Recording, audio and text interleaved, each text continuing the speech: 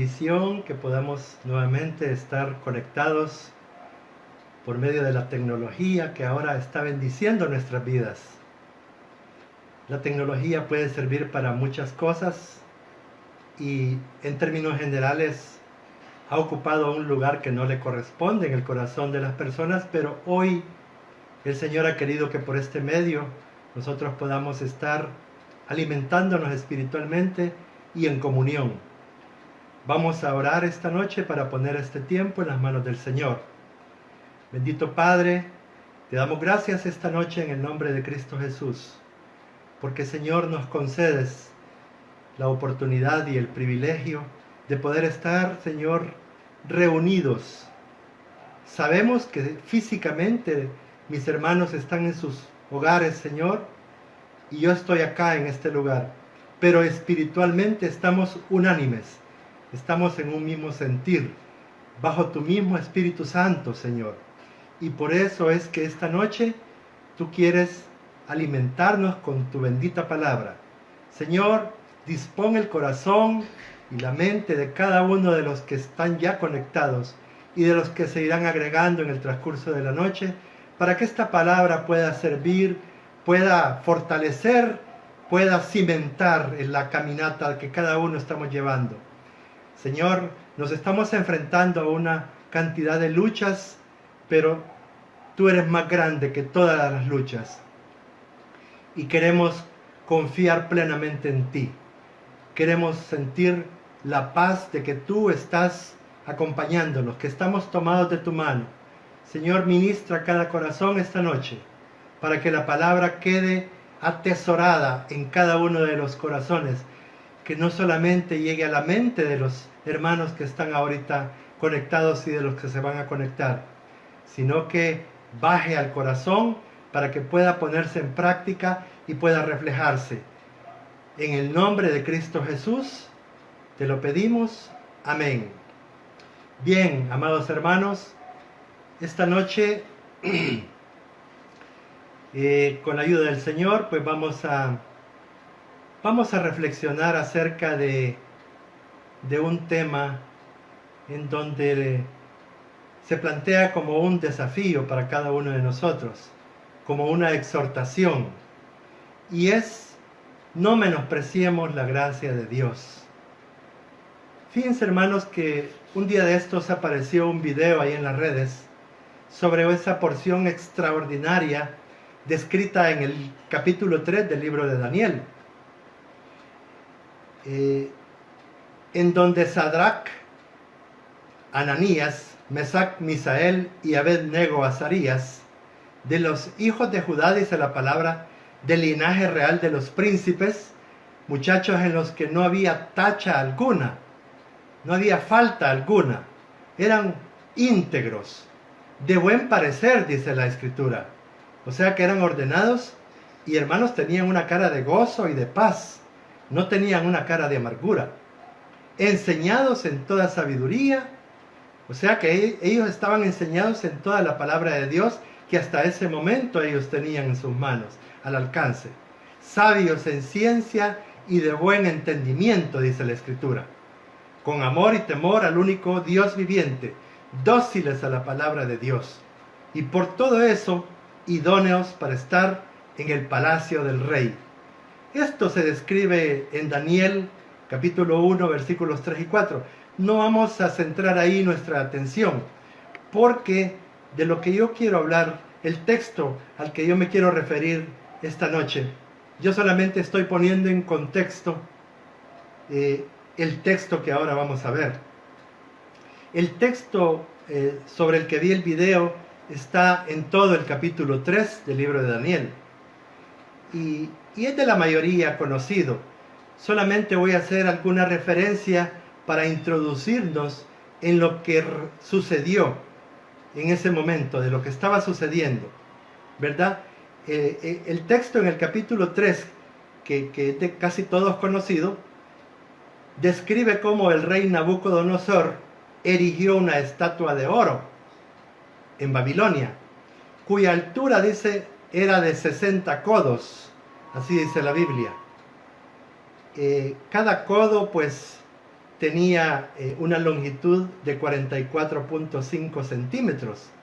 Eso significa que la estatua que Nabucodonosor levantó tenía casi 27 metros de alto, por 6 codos de ancho, dice, más o menos unos 3 metros, para que tengan una idea de lo monumental que era esta estatua, y era de oro, dice la escritura.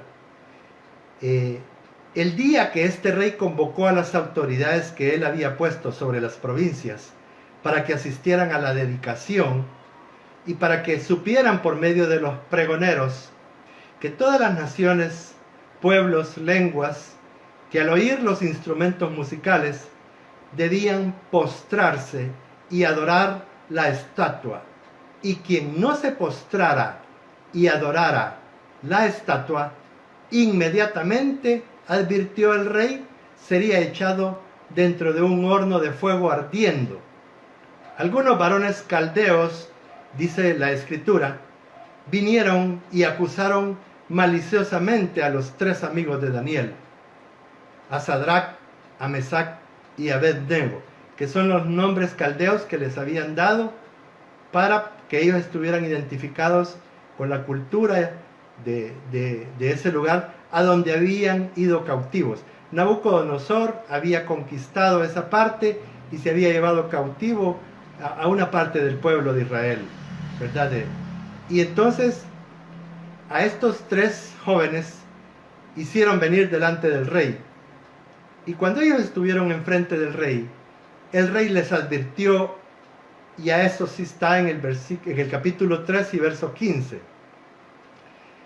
Capítulo 3 del libro de Daniel y en el verso 15. El rey les advirtió a ellos 3 que si no adoraban la estatua, serían echados en medio de un horno de fuego ardiendo. Y miren lo que al final del versículo 15 este rey le dijo a ellos 3. ¿Y qué Dios será aquel que os libre de mis manos?, les dijo. ¿Hasta dónde había llegado realmente el orgullo y la arrogancia del rey Nabucodonosor? Había sobrepasado los límites de lo que Dios le había permitido lograr hasta ese momento, porque él había conquistado y tenía un vasto imperio y una riqueza tremenda. Imagínense qué clase de riqueza podría tener, que invirtió para construir esa estatua de puro oro, fíjense, de casi 27 metros de alto. Es realmente tremendo lo que él había invertido.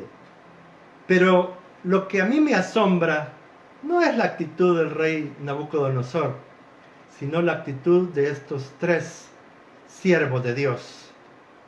La respuesta que le dieron ellos en el versículo del 16 al 18 de este capítulo 3 del libro de Daniel, hermanos, es realmente asombrosa y es una verdadera enseñanza para nosotros. Porque Sadrach, Mesac y Abed-nego respondieron al rey Nabucodonosor diciendo, dije capítulo 3 versos del 16 al 18, ellos le dijeron, no es necesario que te respondamos sobre este asunto. Qué certeza la que tenían estos 3 varones de Dios, hermanos. No es necesario que te respondamos sobre este asunto. Verso 17. He aquí, nuestro Dios, a quien servimos, puede librarnos del horno de fuego ardiendo, y de tu mano, oh rey, nos librará. Le dijeron ellos. Es asombroso realmente, hermanos, porque ellos estaban parados ante un hombre temible, ante un hombre sanguinario, ante un hombre que se había llenado de poder y de riqueza, y que llegó a sentir que él era el Todopoderoso, y por eso exigía que se le adorara. Pero miren lo que terminan diciéndole en el verso 18 de este capítulo 3 del libro de Daniel. Y si no, le dijeron, sepas, oh rey, que no serviremos a tus dioses, ni tampoco adoraremos la estatua que has levantado. Qué tremendo, hermanos. ¿Verdad, hermanos, que es maravilloso saber que nuestro Dios es el mismo en quien ellos habían confiado plenamente? Ellos habían depositado de manera absoluta su confianza en el Dios de Israel, porque ellos sabían que era un Dios poderoso, hermanos. Y aun cuando el rey quiso intimidarlos, cuando el rey quiso amenazarlos, que si ellos no se postraban y adoraban la estatua, que ellos iban a ser echados en un horno de fuego, ellos dieron esta respuesta categórica, que no deja lugar a ninguna duda de la fe, de la certeza que ellos tenían. Miren lo que dice el verso 27. Los sátrapas, los prefectos, gobernadores y consejeros reales se arremolinaron en torno a ellos y vieron que el fuego, hermanos, porque ellos fueron metidos al horno de fuego, hermanos. Los tres sellos, dice que el rey se enojó tanto, pero se enojó tanto, que dice que mandó a calentar ese horno de fuego 7 veces más de lo normal. Hermanos, ese horno, aún afuera se sentía tremendo el calor. Eso está en el verso 19, fíjense. Dice que la llama de fuego que salía del horno era 7 veces más caliente, y esa había sido la orden del rey. Y miren, hermanos, el verso 22 textualmente afirma que cuando los llevaron a la puerta del horno de fuego, mató a aquellos que habían echado a los 3 varones de Dios. Los soldados, los súbditos del rey Nabucodonosor, que habían acompañado a estos 3 varones de Dios para echarlos al horno de fuego, las llamas salieron y así como con lengüetazo los mató a los que ellos habían acompañado a estos varones. Hermanos, y aquí es donde vamos a leer este versículo 27. Porque, hermanos, cuando ellos fueron introducidos al horno de fuego, vi yo en este video que todo el mundo se quedó con la expectativa al darse cuenta de la actitud de estos 3 siervos de Dios, de estos 3 príncipes de Dios.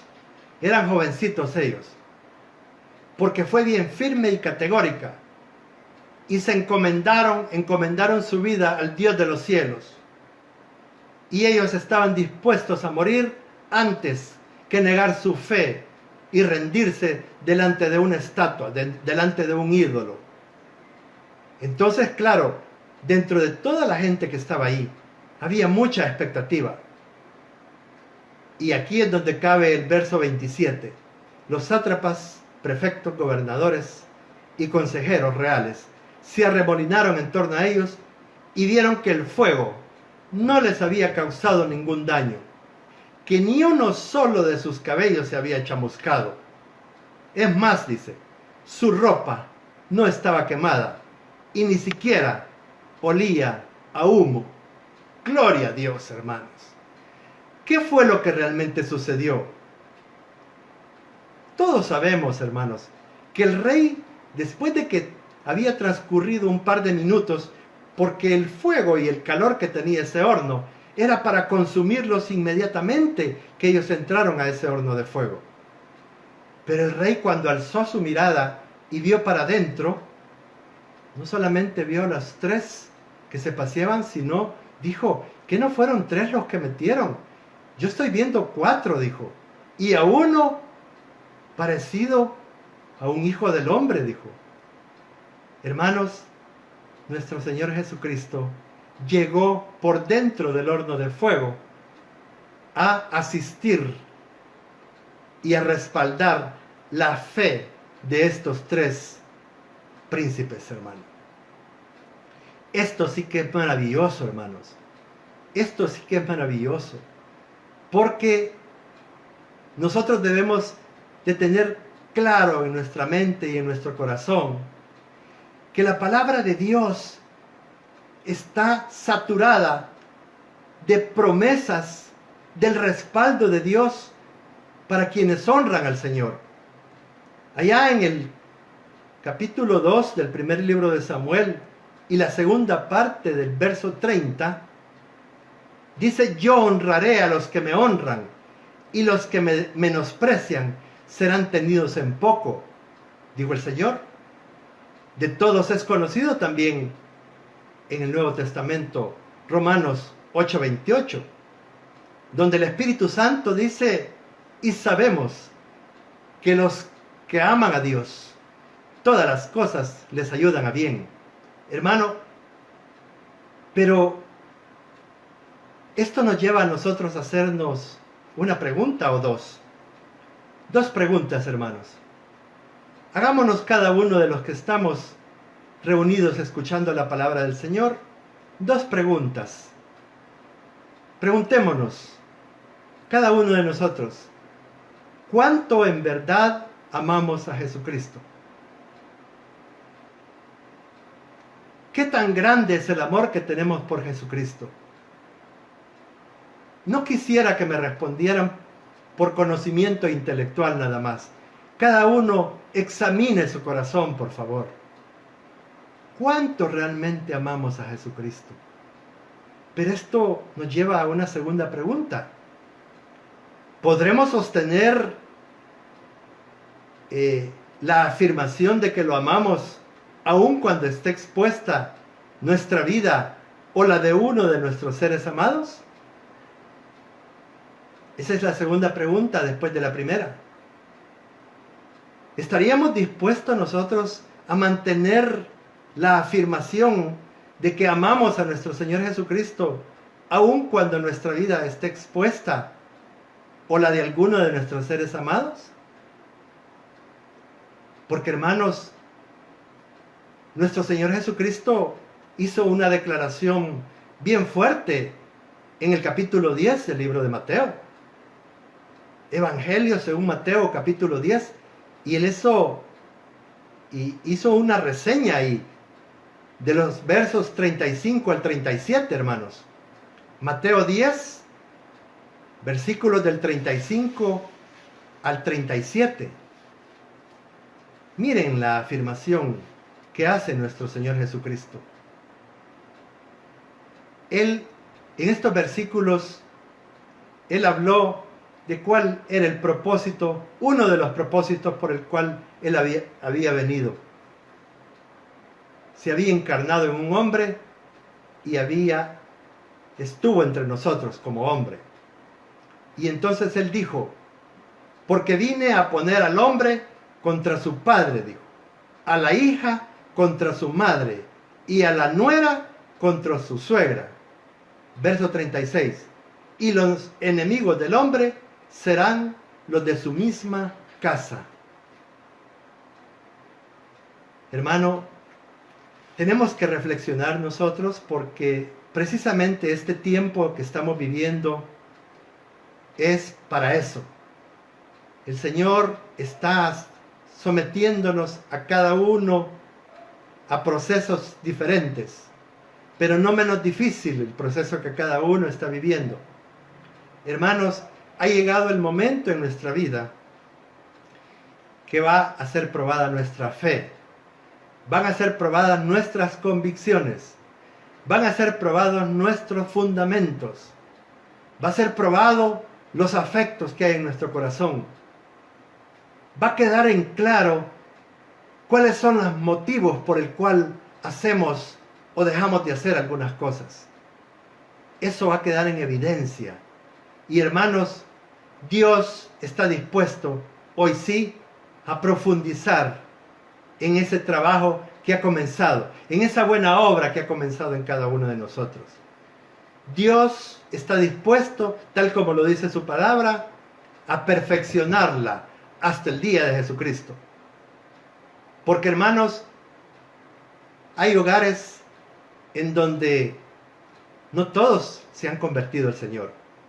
Hay hogares donde probablemente a la mujer le está tocando congregarse y poner alabanzas, y el esposo no le parece, y a veces se las quita. Si ella quiere ver un programa, una prédica por el televisor, llega él y a poner un canal del mundo, ¿verdad? Porque todavía él no ha sido movido a misericordia por el Señor. Pero ahí es donde tenemos que usar la sabiduría que viene de lo alto. Porque la sabiduría del mundo, hermano, esa no nos sirve de nada.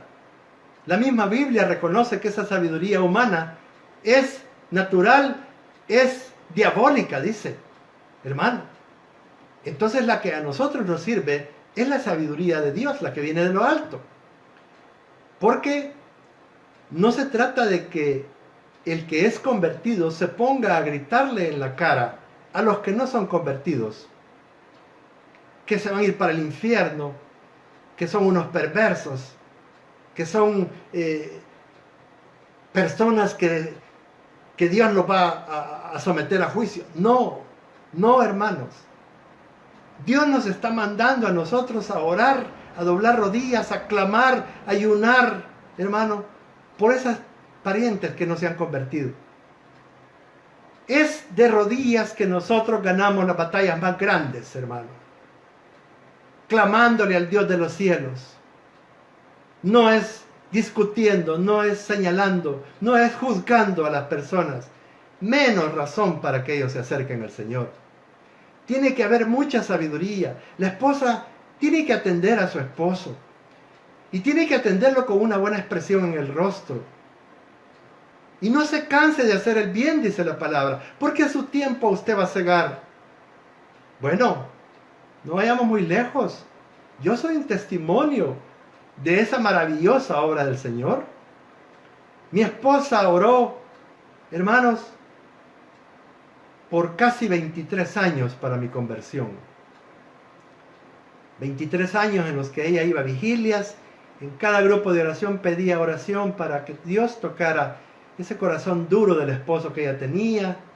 Ella ayunaba, ¿qué no hacía, hermanos? Pero Dios tuvo piedad de mí, hermanos. Y por eso que yo sí puedo decir que esa palabra que está escrita es fiel y verdadera.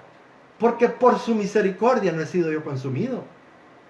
Hermano, gracias a esas oraciones, gracias a ese clamor que nunca dejó de ser, Dios inclinó su oído finalmente, se apiadó de mí, y cuando ya estaba, como dijo y mencioné la vez pasada, a la orilla del infierno, hermanos, a punto de caer en el infierno, Dios me rescató, metió su mano santa de poder, me trajo a su luz admirable, y hermanos, me convirtió en un seguidor de Él. Yo, hermanos, lo digo cada vez que puedo, desde ese día que Dios entró a mi corazón hasta hoy, hermanos, yo estoy viviendo mi primer amor. Gloria a Dios por eso, porque esto no es que yo lo haya producido en mí, esto lo ha producido el Señor en mi vida. Yo lo único que estoy tratando de hacer es rendir mi vida a Él, para que Él haga la obra maravillosa que hace en quienes lo permiten. Tenemos testimonios que pueden dar fe de otras personas, ¿verdad? De cómo el Señor ha obrado maravillas y sigue obrando maravillas. No se han terminado, no ha pasado la época de los milagros. Porque el Dios al que nosotros servimos, porque a Jesucristo a quien seguimos, hermanos, es el mismo de ayer, de hoy y por los siglos. Así es que en el versículo 37 del capítulo 10 del libro de Mateo, Jesucristo dice: el que ama al padre o a la madre más que a mí, no es digno de mí, dice el Señor. Y el que ama al hijo o a la hija más que a mí, no es digno de mí. Hermano, que el centro de nuestra vida sea nuestro Señor Jesucristo. Porque si el amor de Jesucristo está siendo derramado en nuestros corazones, ese amor, con ese amor nosotros vamos a poder amar a nuestros hijos, a nuestras hijas, a los nietos, a las esposas, a los esposos, a los vecinos, a cualquiera. Y no importa que algunas veces tengamos oposición en la relación con ellos. Porque el amor de Cristo, hermanos, es puro. El amor de Cristo es lo único que puede movernos a nosotros a poder amar a los demás, a poder perdonar a los demás. Porque es el perdón que hemos recibido también nosotros, hermanos. No debemos nosotros nunca de obviar, de olvidar, hermanos, todos los favores y misericordias de los que el Señor nos llena cada día, para que podamos nosotros ser agradecidos con Él, para que también ese agradecimiento, hermanos, nos mueva a nosotros a servirle a Él, pero a servirle con denuedo, como debe de ser, hermano. No hacerlo así tibiamente, porque el Señor no quiere gente tibia. Se lo dijo a la iglesia de la Odisea, ya en Apocalipsis 3. Le dijo, yo conozco tus obras, le dijo. Pero también sé que no eres ni frío ni caliente, le dijo. Sino que eres tibio. ¿Y por qué? ¿Por qué era tibio en la Odisea? Porque ellos llegaron a declarar que ellos se habían enriquecido y que no tenían necesidad de nada más. Eso era a los ojos de ellos mismos. Y ese es el problema con nosotros. Que nosotros juzgamos de acuerdo a nuestra propia justicia. De acuerdo a estándares que el mundo ha metido en nuestra mente y en nuestro corazón. Por eso el Señor tiene que hacer una obra profunda en cada uno de nosotros. Porque muchas veces dejamos que la corriente de este mundo gobierne nuestra vida. Y no permitimos que sea la palabra de Dios la que dirija nuestros pasos, sabiendo por la palabra misma que lámpara es a nuestros pies y lumbrera a nuestro camino. Preferimos irnos tropezando muchas veces que reconocer que la palabra es la que nos puede guiar, iluminando el lugar donde estamos parados e iluminando cada paso que vamos dando en pos de nuestro Señor Jesucristo. Esta parte que yo he descrito en el capítulo 3 del libro de Daniel, que es tan hermosa, hermanos, está conectada con la otra parte, que es la que vamos a ver en este momento. Y la otra parte tiene que ver específicamente, hermano, con la gracia del Señor. Segunda de Corintios, capítulo 6, y el verso 1, nos dice, Segunda de Corintios, capítulo 6, y el verso 1, nos dice, y como colaboradores con Él, también os exhortamos a no recibir la gracia de Dios en vano. Hermanos, la exhortación que hace aquí Pablo es a las cosas primordiales en las que podemos estar pecando sin tener conciencia de que los tiempos han comenzado a acortarse. Muchas veces nosotros seguimos cayendo en las mismas situaciones del pasado. Seguimos muchas veces atendiendo a la vieja naturaleza, porque no nos hemos dado cuenta que nosotros ya estamos en Cristo, ya estamos unidos a Cristo, ya Cristo nos compró a precio de sangre, le pertenecemos a Él, ya no somos de nosotros mismos, dice la palabra. Hermano, debemos entender qué significa recibir la gracia de Dios en vano y cómo podemos evitarlo. Fíjense, hermanos, que el sentido de las palabras depende del contexto en el que se usan. La palabra gracia, a la que se refiere el apóstol Pablo aquí en este versículo 1 del capítulo 6, Normalmente la palabra gracia en general se define como el favor de Dios inmerecido para con nosotros. También nosotros sabemos que la gracia es la capacidad divina para poder hacer lo que Dios nos ha mandado hacer. Es por medio de su gracia que Dios nos capacita, que Dios nos respalda, para que nosotros podamos cumplir la función, el ministerio, la labor que el Señor nos ha encomendado, y que lo hagamos con agrado, que lo hagamos con gozo, que lo damos, que nazca ese servicio de un corazón lleno de agradecimiento por lo mucho que el Señor nos ha perdonado. Pero en este texto, Pablo se refiere a la gracia no como el favor de Dios inmerecido, sino que se refiere específicamente al Evangelio. Entonces, si volvemos a leer el mismo versículo, capítulo 6 y verso 1 de 2 de Corintios, sabiendo que cuando Pablo ocupa aquí la gracia de Dios, se está refiriendo al Evangelio. Como colaboradores con Él, también os exhortamos a no recibir el Evangelio de Jesucristo, de Dios, en vano. Es que algunos que reciben, todos los que hemos recibido el Evangelio, sabemos muy bien que Dios por medio del Evangelio nos otorga. El Evangelio ofrece a quien quiere recibirlo y abrir su corazón, ofrece su perdón por los pecados cometidos. El Evangelio imparte paz, imparte la justicia, imparte la salvación. La salvación es la vida eterna con Jesucristo por medio de la fe recibida por gracia como un regalo de Dios. ¿Verdad? Eso está en Efesios 2.8. Entonces, Efesios 2.8 dice, porque por gracia sois salvos por medio de la fe. Y esto no de vosotros, sino que es don de Dios, regalo de Dios. El Evangelio, hermanos, es el mensaje de la gracia redentora por medio de Jesucristo. Entonces, ¿de qué manera se puede recibir en vano el mensaje del Evangelio?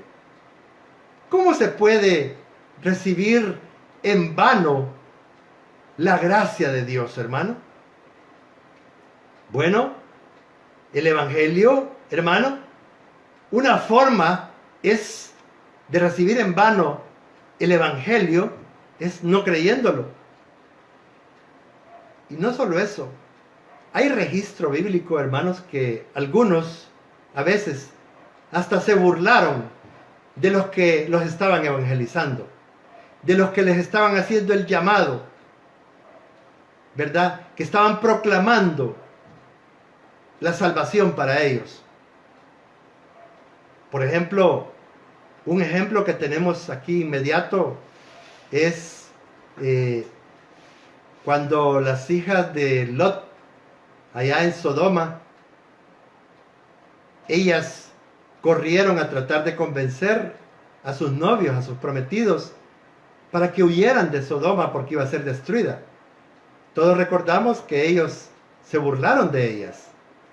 No quisieron recibir el mensaje de salvación que les está mandando en este momento, sino que les pareció que era mentira y que era un invento, que era producto de la imaginación de estas doncellas. Y entonces se rieron de ellas y ellas tuvieron que dar la vuelta y correr por su vida, ¿verdad? Pero también tenemos un ejemplo allá en los días de Noé. Noé pasó 120 años construyendo el arca. En otras palabras, pasó 120 años predicando. ¿Qué hizo la gente, la generación de Noé en esa época? El arca que estaba construyendo Noé es un símbolo de nuestro Señor Jesucristo, porque era el lugar de salvación de esa época. Lo que Dios puso a hacer a Noé era un arca para que pudieran salvarse algunos del diluvio que estaba programado por el Señor. Pero el Señor, como es grande en misericordia, tardó 120 años, dice la palabra, Noé en construir el arca. Y toda la gente se aglutinaba ahí cerca de donde estaba Noé para burlarse de él, para decirle que estaba loco, como dicen muchas veces de nosotros, para decirle que a saber quién lo había engañado, para decirle que se había fanatizado, que había perdido la cordura, que estaba construyendo un arca en un lugar donde nunca había llovido. Lo insensato de Dios escogió Dios para convencer, y lo necio de Dios, hermanos, pero los animales fueron más obedientes que los habitantes de la tierra en esos días. Miren, dócilmente llegaron en parejas los animales al llamado que les hizo el Señor. Dócilmente. Y se llenó el arca de parejas de animales, y dice que al final se salvaron solo 8. La familia de Noé, ¿verdad? 8 se salvaron. Pero, ¿a qué se refiere esto de que se puede recibir en vano el mensaje del Evangelio? ¿Cómo se puede recibir en vano? Bueno, también se refiere a aquellos hermanos que estando en la iglesia, que se congregan todos los días, que escuchan el mensaje del Evangelio todos los días, que profesan ser cristianos donde quiera que andan. Bueno, a algunos sí les da pena, ¿verdad? Algunos de este tipo sí les da pena. Viven como si no lo fueran. Viven desordenadamente, lejos de la vida piadosa, de la vida justa y de una vida santa. Lejos del Evangelio. Viven menospreciando la gracia de Dios. Hermano, el Señor quiere hacernos conciencia a nosotros, que nosotros no podemos seguir nuestra caminata menospreciando la gracia de Dios. La palabra de Dios se refiere a los que recibiendo la gracia de Dios con sus oídos y con su mente, no la reciben en su corazón, hermano, evidenciando que le prestan más atención a otras voces y no a la voz de Dios. Menosprecian el Evangelio de la gracia.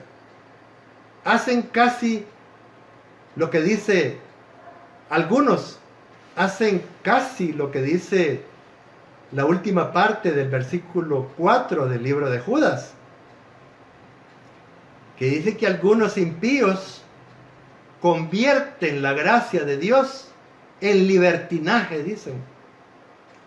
Y hermanos, tengamos cuidado nosotros, porque yo no estoy acusando a nadie. Simplemente el Señor lo que quiere es que nosotros reflexionemos, hermanos, que nosotros nos percatemos de qué es lo que está sucediendo, que cómo estamos llevando nuestra vida, cómo estamos llevando nuestra relación con el Señor, qué tanto realmente lo amamos, qué tanto agradecemos, hermanos, haber sido salvados de las tinieblas, de la muerte espiritual en la que andábamos. Estábamos muertos en nuestros delitos y pecados, dice la palabra. Entonces, hermano, por eso es que en este versículo que leímos de 2 de Corintios, en el capítulo 6 y verso 1, que lo voy a volver a leer, dice: y como colaboradores con Él, con Cristo, también os exhortamos a no recibir la gracia de Dios en vano. La frase no recibir la gracia de Dios, esta frase de recibir es darle la bienvenida al Evangelio. Hermano, no recibir la palabra de Dios es no darle la bienvenida al Evangelio a nuestra vida, a nuestro corazón, hermano. Eso es lo que significa bienvenido. Y en vano significa como algo improductivo que no da fruto. Fíjense, hermanos, que esto sucedía en la iglesia de Corinto.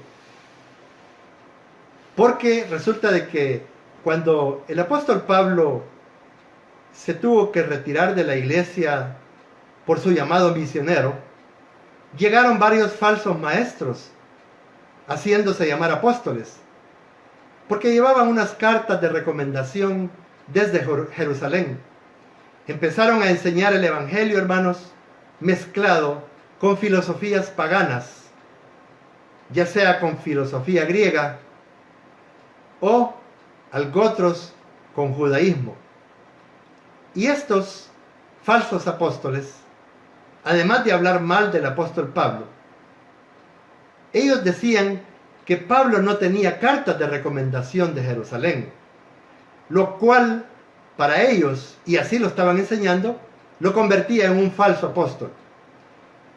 Además, ellos señalaban que el evangelio que Pablo predicaba era incompleto por no exigir la circuncisión de los convertidos y la práctica de leyes ritualistas.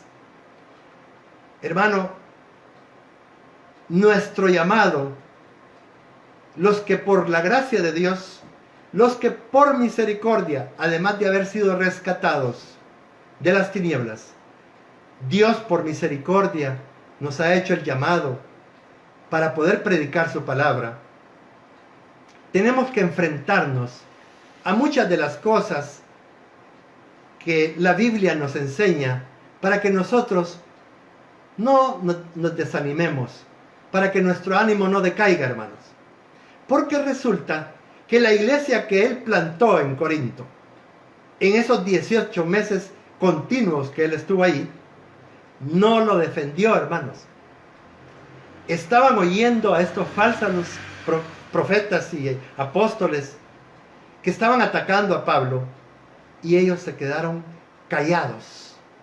La iglesia se quedó callada, pero había una razón, fíjense. ¿Por qué es que ellos no lo defendieron, hermano? Porque ellos estaban confundidos, hermanos.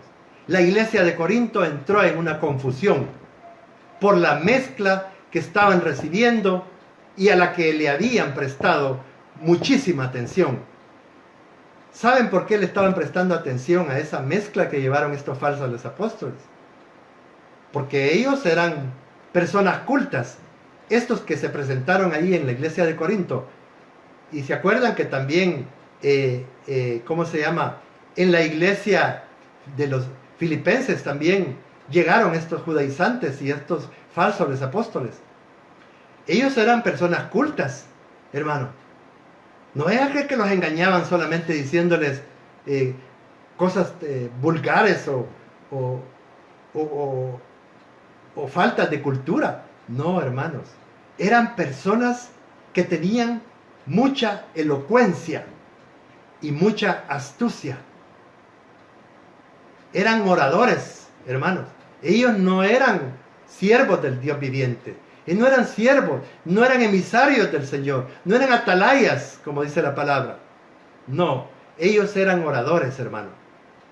Y entonces eran elocuentes, eran muy cultos, tenían un lenguaje refinado. Y entonces eso confundió a la iglesia de Corinto, hermano. Porque recordemos que la iglesia de Corinto pues pasó muchísimo tiempo siendo unos niños espirituales, ¿verdad? Ellos no habían podido madurar. Entonces era bien propicio que los engañaran con facilidad. Y es que, hermanos, oigan esto por favor. La mezcla de la palabra de Dios produce una falsa vida cristiana.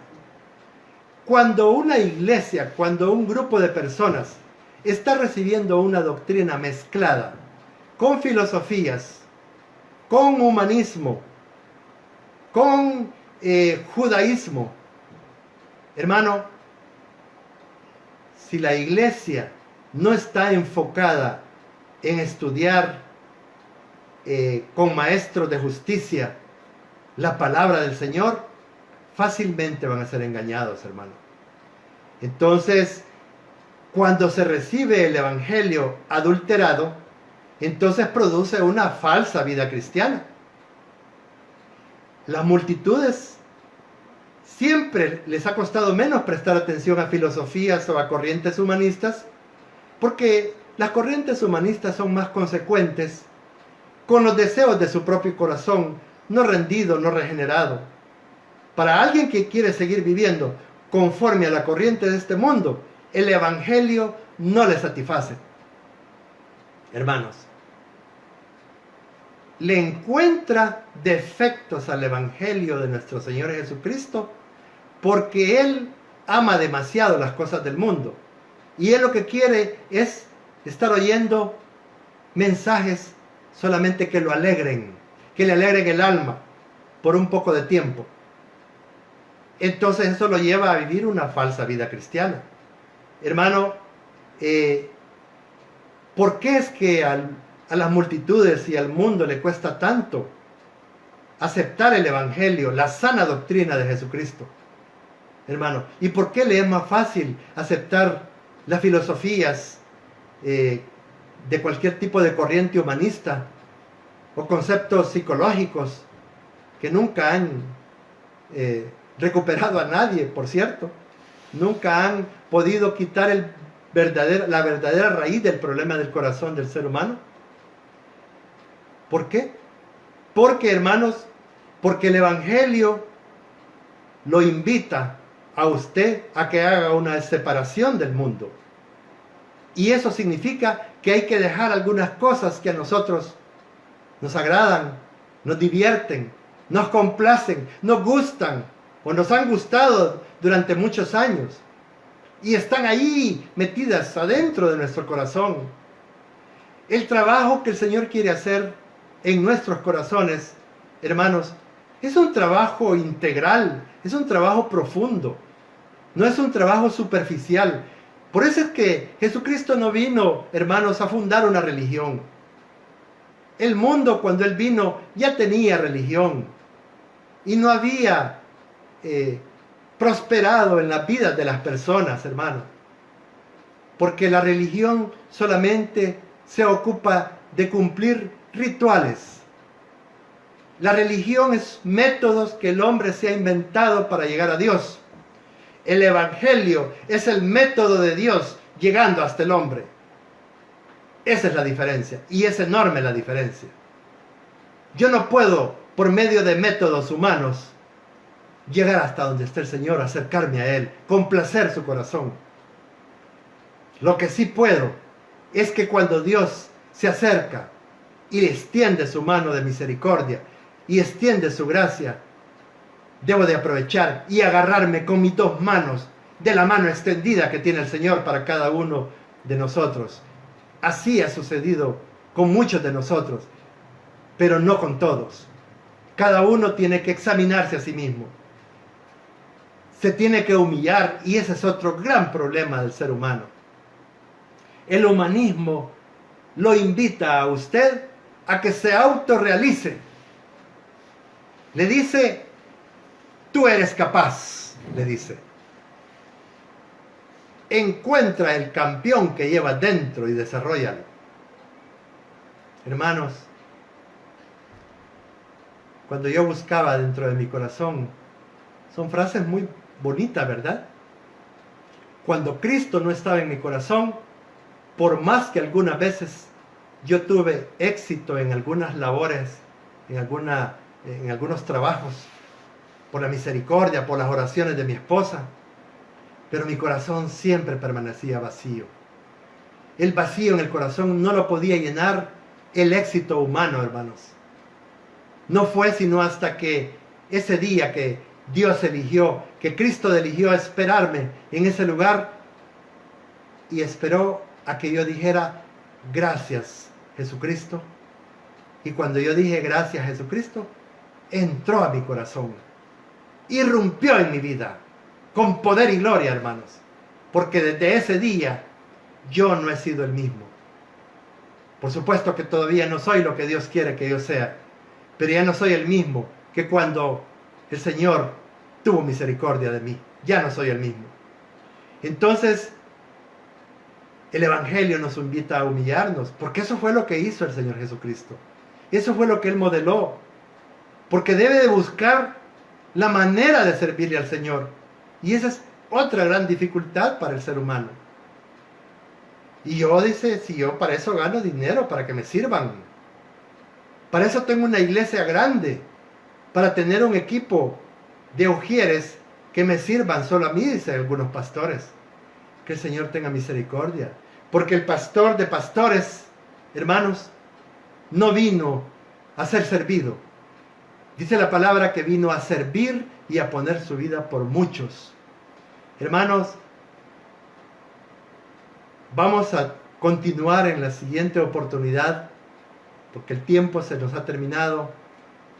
Es un tema precioso, hermanos. Es un tema hermoso, pero que va a necesitar de que podamos seguir compartiendo este tema y desarrollándolo con la ayuda del Señor, con la gracia del Señor, con la ayuda del Espíritu Santo. Así que esta noche yo quiero, hermanos, en el nombre de Cristo Jesús, quiero bendecir las vidas de todos los que han dispuesto este tiempo para estar conectados y estar oyendo la palabra del Señor, para que cada uno de nosotros esta noche reflexione y piense, ¿realmente cuánto amo yo al Señor? ¿Cuánto estaría dispuesto yo a hacer si Él me lo pide? Por supuesto que solamente vamos a hacer lo que Él nos pida. Y Él no nos va a pedir nada, absolutamente nada, que no nos dé la gracia para respaldarnos y poder hacer lo que Él nos pida. Así que, hermano, como dice la palabra, tenemos que aprender a seguir al Cordero por donde Él va. Y tenemos que ir donde Él nos envíe. Así es que, ánimo, ánimo, hermano, porque los tiempos se están acortando. Cada día las cosas se van a poner más difíciles. Muchos sostienen que después de que pase la crisis de esta pandemia, la vida ya no va a ser igual. Ya no vamos a tener la completa libertad que antes teníamos para movilizarnos, sino que va a quedar por ahí circulando esto, ¿verdad? Y vamos a tener que vivir con precaución, siguiendo algunos lineamientos del Ministerio de Salud para poder proteger nuestra vida y la de los que nos rodean, la de los seres queridos, ¿verdad? Así que esta noche vamos a orar suplicándole al Señor, como siempre, que si alguien que ha estado conectado vino a escuchar esta palabra con tristeza en su corazón, con un conflicto en su corazón, con una situación difícil, esta noche el Señor nos ha dicho que solamente tenemos que confiar en Él y caminar con los ojos puestos en Jesucristo. Puestos los ojos en Jesús, el autor de la fe. Y así como estos tres príncipes, Sadrach, Mesach y Abednego, no sucumbieron a la presión que les hizo el rey Nabucodonosor de adorar ídolos, de adorar esa imagen, así nosotros debemos de saber que el mismo Dios que los sacó sin olor a humo, sin ninguna huella de resentimiento, con el corazón limpio, lo único que quemó el horno de fuego fueron las cuerdas con las que los habían metido amarrados, porque lo que hace el fuego de Dios es consumir lo que nos esclaviza, lo que nos tiene muchas veces atado, para hacernos verdaderamente libres, libres para servirle, libres para hacer fiesta en honor a nuestro Señor Jesucristo, libres para tener agradecimiento en el corazón. Esta noche debemos llenarnos de la certeza que el Dios al que nosotros hemos recibido en el corazón nunca nos va a dejar solos, nunca nos va a abandonar, hermanos. Así que, Padre, te damos gracias esta noche, porque tú, Señor, nos has permitido reflexionar acerca de las maravillas que has venido haciendo a lo largo del tiempo, Señor. Y esas maravillas y esos milagros están todavía, Señor, al alcance de quien crea, Señor, de quien tenga fe para creer, de quien tenga fe para esperar el milagro que tú quieres hacer en la vida de cada uno de nosotros. De que tenga fe para ver que el milagro ya está dado. No viene, ya está dado. Cristo ya está con nosotros. Cristo ya está dentro de nuestro corazón, Señor. Y por eso te damos gracias. Porque, Señor, no te andábamos buscando nosotros. Fuiste tú, Señor, el que nos saliste a buscar y nos encontraste. En una condición terrible, así como estaba mi vida, Señor. Y ha venido restaurándola poco a poco, por medio de un proceso lento. Porque la senda de los justos, dice tu palabra, es como la luz de la aurora, que va en aumento poco a poco hasta que el día es perfecto. Señor, nosotros tenemos una esperanza grande dentro de nuestro corazón, que nunca nos va a dejar avergonzados. Señor, ten misericordia de aquel que no ha caminado contigo, de aquel que no te ha confesado como su Salvador. Esta noche yo quiero invitar, si alguien que está oyendo quiere hacer junto conmigo en voz alta esta oración, ahí donde usted se encuentra, yo lo voy a invitar a que oremos juntos. Y le digamos, Señor Jesucristo, yo te recibo hoy como mi verdadero y como mi único Salvador y Señor de mi vida. Te abro mi corazón. Perdóname, Señor. Perdóname porque he hecho las cosas mal. Te he fallado, he pecado contra ti y contra las personas que han estado cerca de mí. Perdóname, me arrepiento, Señor. Me arrepiento. Te suplico que me perdones y que me recibas como tu hijo. Quiero formar parte de la familia de la fe. Quiero que mi nombre esté escrito en el libro de la vida. Por favor, Señor, si tú has tenido misericordia de mí esta noche, escribe mi nombre en el libro de la vida, para que cuando yo cierre mis ojos y muera esta forma de vida, los abra delante de tu presencia, Señor Jesucristo, porque va a encontrarse mi nombre en el libro de la vida y nadie va a poder ir a la eternidad contigo si no está inscrito en el libro de la vida. Gracias le doy al Padre por haber enviado a su Hijo a morir por mí, por mis pecados, en la cruz del Calvario. Gracias en el nombre de Cristo Jesús. Amados hermanos, qué bendición. Con la ayuda del Señor, en la próxima vamos a seguir desarrollando este tema para que quede bien fundamentado, porque nosotros necesitamos, hermanos, que quede clara la palabra en nuestra mente y en nuestro corazón para que pueda verse los frutos dignos de arrepentimiento. Que el Señor bendiga a cada uno, a cada familia, a cada hogar, a cada matrimonio, a los hijos, a los nietos y a todos los que el Señor ha atraído para poder escuchar esta palabra. Que Dios nos bendiga a todos, en el nombre de Cristo Jesús. Amén.